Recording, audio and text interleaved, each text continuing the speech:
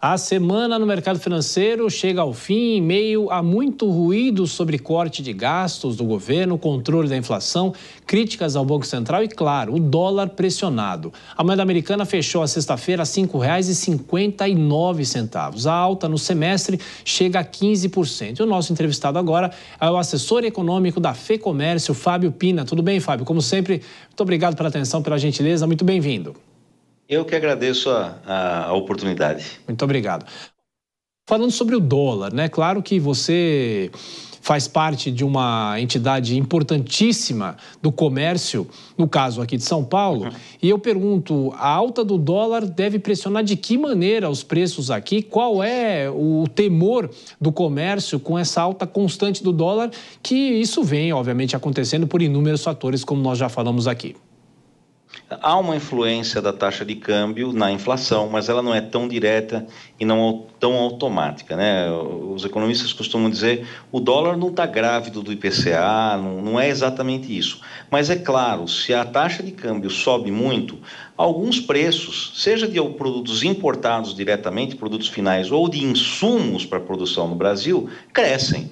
E também preços daquilo que o Brasil exporta também crescem e isso é repassado para o mercado interno. Se eu tenho a opção de vender a minha soja em dólares, é claro que o preço interno tem que compensar o preço internacional, né? Eu vou fazer a escolha de onde eu tiver o melhor resultado. Isso é assim que funciona todo o mercado. Agora, claro, uma alta momentânea do câmbio não implica imediatamente em aumento de preços. O que acontece é que as altas continuadas, consistentes do câmbio fazem com que a minha percepção como lojista, por exemplo, se eu tenho um câmbio, vamos supor, a R$5, ele vai para 5,10, eu não faço um repasse automático. Eu tenho estoque, pode ser que ele caia para R$5 de volta, né? Então, você não faz esse repasse automático. Agora ele está em 5, vai para 5,10. Eu não fiz o repasse, vai para 5,20, vai para 5,30, vai para 5,40. E você vê um período longo de 3, 4, 5 meses isso acontecendo, você faz alguns repasses. E se isso não para de acontecer, infelizmente uma coisa acaba alimentando a outra. Eu já me antecipo, começo a fazer repasses. Não é o momento ainda que isso está acontecendo no Brasil, mas é bom que a gente não chegue nisso, que é uma certa inércia na inflação. Eu já vou repassar porque eu sei que vai aumentar, que os custos vão aumentar e assim por diante. E isso se espraia para toda a economia, né? Claro, começa com um produto importado, com insumos importados, com produtos produzidos no Brasil que dependem de insumos importados, mas vai repassando para toda a economia em um certo momento. Então não dá para brincar com esse tipo de fenômeno. Claro, isso sempre falou aqui na Jovem Pan, que o comércio também tem o fator de confiança, né? O senhor acha que todo esse cenário, essa discussão, as críticas ao Banco Central, tudo isso vai causando muito ruído no próprio mercado financeiro, na própria economia? Isso pode acabar intimidando o próprio consumidor que fica reticente em gastar, em dar um passo maior, comprar um eletrodoméstico, um produto, enfim. De uma certa maneira, a gente sempre discutiu isso aqui, né? Sim, eu vou separar em dois momentos. Ter ruídos na condução da economia do país não é bom.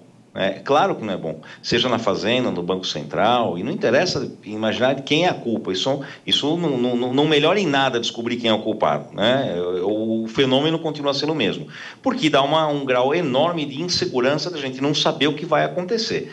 Quando você não sabe o que vai acontecer, você se protege. Uma das formas de proteção é ou em estoque, ou no preço, ou no caso do mercado financeiro, exigindo juros mais altos, ou no câmbio. São formas de proteção quando você tem muita incerteza.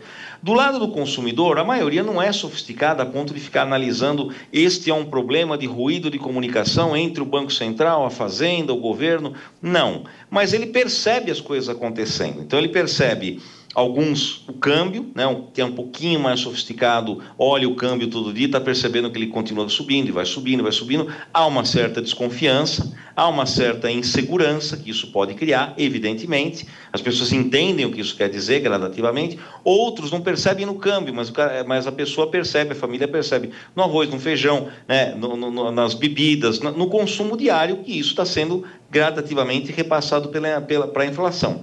O que acontece é que aí sim as pessoas começam a ver seu salário ter um poder de compra reduzido, e isso reduz a confiança, e aí eu posso ter uma segunda etapa que é dado que eu não sei o que vai acontecer com o meu poder de compra, eu vou evitar fazer compras desnecessárias ou pouco necessárias. Aí eu tenho um efeito sobre a confiança do consumidor, que vai fazer com que eu reduza meu consumo, não só por conta da inflação, mas por conta da expectativa que eu gerei negativa em relação ao futuro.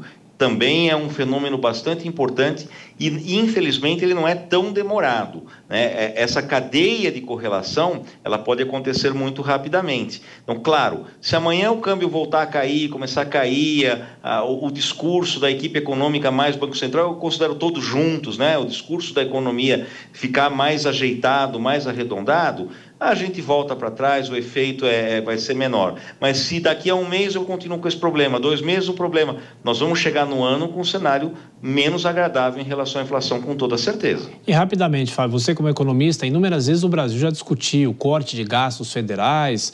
A senhora acredita que há um movimento nesse momento para que isso efetivamente aconteça? Porque há muita pressão para que isso aconteça. Isso, consequentemente, vai fazer com que a economia possa melhorar, óbvio, né?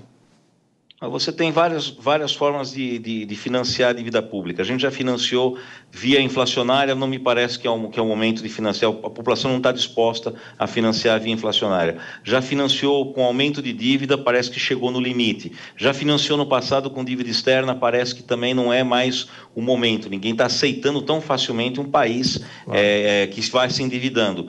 Você vai aceitar novamente esse financiamento da dívida através da inflação? Acredito que não. Então, eu teria que financiar no aumento de tributos, ele já se esgotou a capacidade de financiar através do aumento de tributos. Ou seja, não tenho dívida, não tenho tributos, não tenho inflação, a única forma de eu financiar, de eu ajustar as contas hoje, é reduzir os gastos. O problema é que havia uma confiança maior do que isso aconteceria, e essa confiança veio se erodindo diante não só dos fatos, que são importantes, a gente vai acompanhando as contas e vê, olha, o gasto público está aumentando, né? E não está condizente com uma trajetória que a gente gostaria. Mas, além disso, o discurso ele não é um discurso de muita certeza, ele é um discurso que está gerando mais incerteza, desencontrado entre as autoridades, né? E isso faz com que o mercado imagine que há mais riscos do que a gente imaginava há um ano, há 6 meses, há um mês.